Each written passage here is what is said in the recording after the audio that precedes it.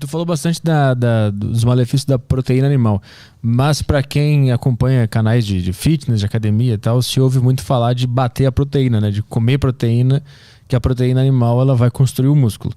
Como é que se relaciona isso? Como é que eu faço para ter uma dieta assim saudável como a que tu propõe e mesmo assim construir músculo, ir para academia e hipertrofiar? Boa pergunta. Vamos lá. O que as pessoas não entendem e o pessoal pira lá no meu canal. O pessoal pira quando eu falo assim em palestra, etc. Mas ainda mais o pessoal que realmente está focado em construir músculo, ficar enorme, ficar grandão, etc. O pessoal pira. Mas não sou eu falando, pessoal. É o David Sinclair, um dos maiores biólogos do mundo. Professor de Harvard. Cientista de Harvard, né? Vamos lá. Walter Longo, outro biólogo famoso por suas pesquisas, por ser um gerontologista, um cientista de envelhecimento. Louis de Fontana, Mark P. Matheson. Você vai pegar os principais nomes de ciência de envelhecimento no mundo, todos eles mostram o que a gente chama de IGF-1 trade-off. A troca do IGF-1. Você pode comer muita proteína, você vai elevar o IGF-1 e mTOR. São os mecanismos de mitogênese. Todo mundo no meio do fisiculturismo fala de mTOR e IGF-1. Que é o quê? São proteínas, vias de sinalização celulares que estimulam o crescimento. Só que quando você está crescendo em demasia, você não cresce só o músculo, você cresce célula cancerígena também. E você inibe o reparo, a autofagia, a apoptose, a limpeza do organismo. O organismo é que nem um carro. Você queima o combustível, faz você rodar, mas você também joga para fora gás carbônico. E esse gás carbônico precisa ser excretado do organismo. A gente chama de metabólitos, ou seja, toxinas do metabolismo, que são produzidas diariamente. Só que quanto mais proteína e mais caloria a gente come, mais a gente cresce, menos a gente limpa e repara.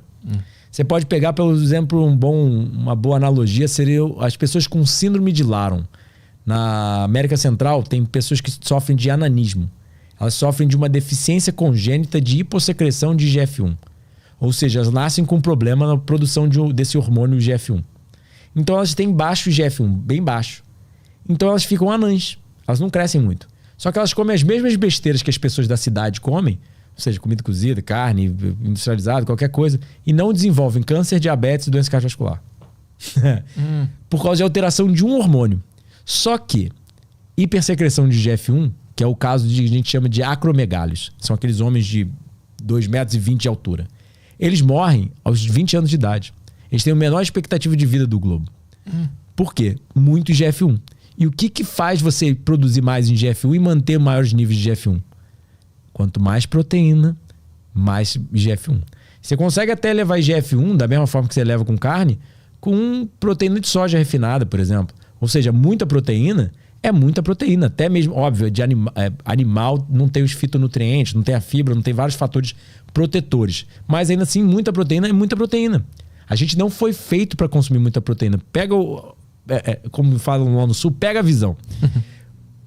O leite materno humano é o mais hipoproteico da natureza. Se o leite materno do chimpanzé é até um pouco mais proteico que o nosso, será que isso não é um belo de um indício que a gente deveria comer a quantidade fisiológica de proteína? Porque, quem cresce mais, nenhum fisiculturista cresce mais do que uma criança. Um bebê dobra de tamanho em meses, entende? 6 meses, eu acho.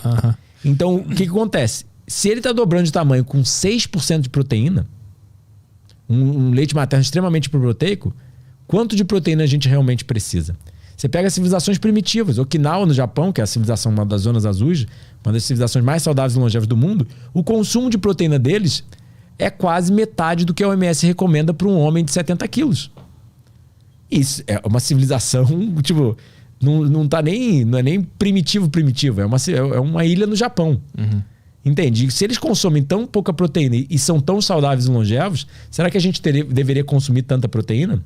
E aí sim, concordo plenamente em gênero, número e grau. Eu adoro ficar enorme, adoro ficar forte, fica mais bonito. Quanto mais proteína, mais caloria, você toma um tamanho que é enorme. Físico de fisiculturista, eu acho bonito. Mas isso é pró-longevidade, pró-reparo, pró-saúde? Aí que entra toda a ciência. Não sou eu falando, é o David Sinclair, todas as pesquisas mostrando em animais de laboratório e cada vez sendo mais mostrado em seres humanos que restrição proteica é mais importante do que restrição calórica para a saúde e longevidade. Que aí você liga os mecanismos de autofagia e apoptose. O câncer, por exemplo, a gente sabe que um dos maiores obstáculos para o câncer é a apoptose. Se você não tem a inibição... A apoptose é o quê? Morte programada celular. Células precisam saber quando tem que ser mortas. Porque você tem que limpar células velhas, que senão a gente chama de células senescentes. A célula fica velha, ela perde sua capacidade replicativa, ela perde a função dela no organismo, ela não consegue mais se replicar, mas ela se acumula ali e fica produzindo citocinas inflamatórias. Ela produz inflamação. Ela danifica as células em volta. Então você precisa estar A coisa resumindo, você precisa do que a gente chama na ciência de flip the metabolic switch. Alternar o interruptor metabólico.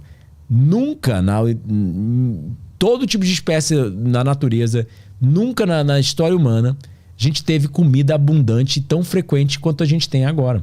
Então a gente está sempre levando uma dieta hipercalórica, hiperproteica, hiperlipídica, sabe? Rica em gordura, rica em proteína, rica em caloria, que acaba fazendo o quê? IGF-1, mTOR suprarregulado, ou seja, regulado a níveis mais do que o fisiológico. Elas estão muito ativas, então isso faz produção de muito crescimento celular, músculo e tudo.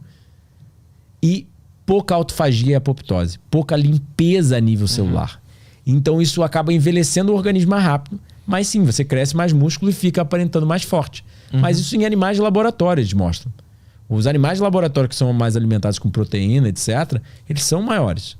Mas eles vivem menos e são menos saudáveis. Então, se eu entendi direito, o corpo humano ou ele vai construir músculo ou ele vai se limpar das doenças e toxinas. Exatamente, é o que a gente tem falado no meio higienista já há 200 anos e cada vez mais eles têm mostrado isso na ciência.